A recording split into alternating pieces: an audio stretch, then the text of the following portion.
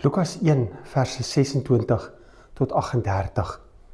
In hierdie gedeelte is dit die engel Gabriël wat na Maria kom en aan haar bekend maak dat jy sal 'n seun in die lewe bring.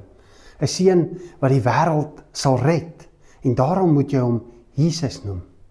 Jesus, die naam wat van Yeshua kom, wat beteken redder, die een wat red, God wat red. God wat red, Jesus Christus is God.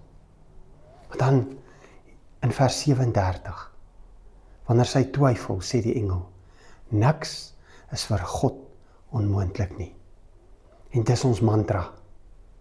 Ons gaan nie na God toe om vir hom te vra oor allerhande goed nie. Ons gaan na God toe, want vir God is niks onmoontlik nie.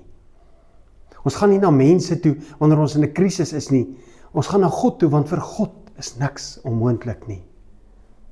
Wanneer daar uitdagings is, wanneer daar moedeloosheid is, hopeloosheid is, dan gaan ons na die een toe, vir wie niks onmoontlik is nie. Kom ons staan daarop, kom ons glo dit. Kom ons glo dat vir God niks onmoontlik is nie. Selfs daardie persoon wat nie Jesus wil aanneem nie, wat nie van hom wil hoor nie, wat wegdraai van hom af. God kan hom red, haar red.